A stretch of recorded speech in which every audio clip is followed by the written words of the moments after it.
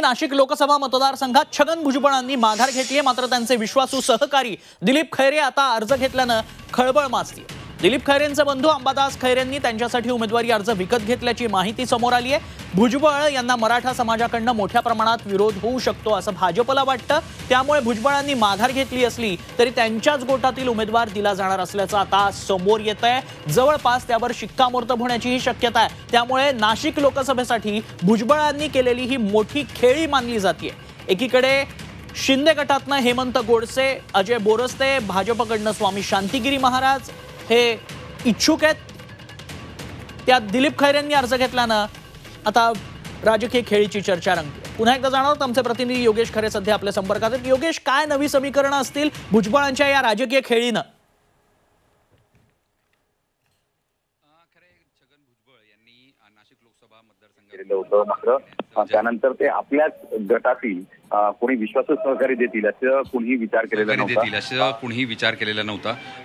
शिंदे गटाचे हेमंत गोडसे हे सुद्धा या ठिकाणी तयारी करून बसलेले होते आणि त्याचबरोबर त्या ठिकाणी अजय बोरस्ते असतील, तिकडे अपक्ष स्वामी शांतिगिरी यांना भाजपकडून तिकीट मिळेल अशी अपेक्षा होती। आणि अशातच एक नवीन खेळी समोर आलेली आहे, ती म्हणजे छगन भुजबळ यांनी त्यांचे अगदी जवळचे विश्वासू सहकारी दिलीप खैरे यांच्या नावाने अर्ज या ठिकाणी घेण्यात आलेला आहे। आणि त्यांचा हा जो अर्ज आहे त्यांच्या भावाने या ठिकाणी अंबादास खैरेंनी घेतला आहे आणि ते स्वतः अर्ज भरणार आहेत, दिलीप खैरे भरणार आहेत असं त्यांनी म्हटलंय। त्यामुळे छगन ही उमेदवारी, नाशिक लोकसभेची उमेदवारी दिलीप खैरे यांना दिली जाते की काय अशी चर्चा, आता राजकीय चर्चा या ठिकाणी रंगलेली आहे। खरं म्हणजे भुजबळ यांच्या नावाला मोठ्या प्रमाणात विरोध होता, मराठा समाज विरोध करेल म्हणून एकूणच सर्व्हेमध्ये त्यांचं नाव नकारात्मक असं आलेलं होतं। आणि दुसऱ्या बाजूला 15-20 दिवस जवळजवळ छगन भुजबळ यांचं नाव जाहीर होत नव्हतं आणि त्यामुळे ही उमेदवारी केल्यास उद्या अडचण निर्माण होऊ शकते म्हणून छगन भुजबळ यांनी वैतागून माघार घेतली होती।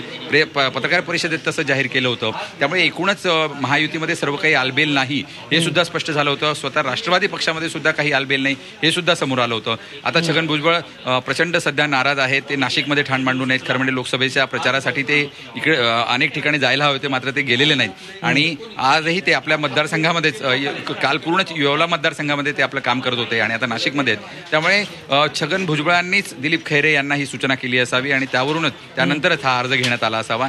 त्यामुळे आता नेमकं नाशिक लोकसभेचे उमेदवार कोण याबाबत राजकीय चर्चा रंगली आहे। दिलीप खैरे सुद्धा हे राजकीय उमेदवार होऊ शकतात की डमी अर्ज म्हणून हा घेण्यात आलेला आहे, स्वतः छगन भुजबळ उभे राहू शकतात, अशा अनेक गोष्टींची चर्चा सध्या रंगलेली आहे।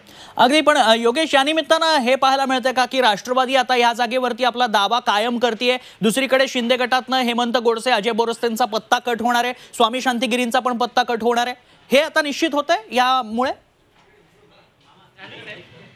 असं म्हणता येणार नाही, कारण की ही राजकीय दबावाची खेळी सुद्धा असू शकते किंवा दुसऱ्या बाजूला भुजबळ यांची नवीन चाल सुद्धा असू शकते। खरं म्हणजे ही जागा राष्ट्रवादीलाच देण्यात येणार होती। 5 जागा ज्या सांगण्यात आलेल्या होत्या अजित पवार गटाला, त्यामध्ये ही जागा नाशिकसाठीच आहे। साताराच्या बदल्यामध्ये ही जागा देण्यात आली असंही म्हणण्यात आलं। नंतर ठाण्याच्या बदल्यामध्ये ही जागा घेण्यात येईल असंही चर्चा होती। मात्र ही जागा राष्ट्रवादीचीच कायम राहावी किंवा दावा राहावा या दृष्टिकोनातून पण सुद्धा हा अर्ज नेलेला असू शकतो किंवा अगदी शेवटच्या क्षणी जर छगन भुजबळ यांना आग्रह करण्यात आला तर छगन भुजबळ हे सुद्धा या तयारीमध्ये असतील, दिलीप खैरे हे डमी उमेदवार असतील असंही होऊ शकतं।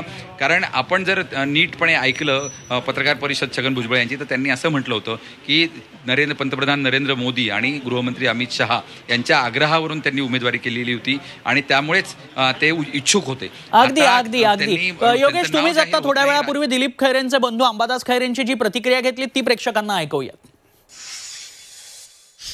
दिलीप खैरे यांच्यासाठी त्यांचे बंधू अंबादास खैरे यांनी अर्ज आत्ता नुकताच या ठिकाणून घेतला. पहिला अर्ज त्यांनी घेतलेला आहे, ते आपल्यासोबत आहेत, त्यांच्याकडून जाणून घेऊया. जो आपण अर्ज घेतलेला आहे तो नेमका कोणासाठी घेतला आणि लोकसभा निवडणुकीत स्वतः आपण उभे राहणार आहात? नाही, आम्ही नाही. आमचे मोठे बंधू राष्ट्रवादी काँग्रेस पक्षाचे प्रदेश सरचिटणीस दिलीप खैरे यांच्यासाठी आपण हा फॉर्म घेतलेला आहे त्यांच्या सूचनेनुसार.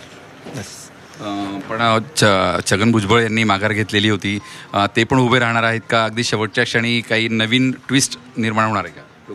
जो काय साहेब निर्देश देतील त्यानुसार सर्व होईल, मी एवढंच सांगू शकतो. मी फक्त वरच्या सूचनेनुसार मी आज फॉर्म घ्यायला आलेलो आहे.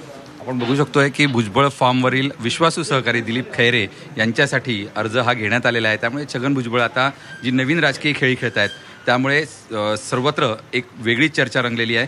कदाचित ही भुजबळांची तिरकी चाल पण असावी. व्हिडिओ जर्नलिस्ट सोनू भिडेसह योगेश खरे, झी मीडिया, नाशिक.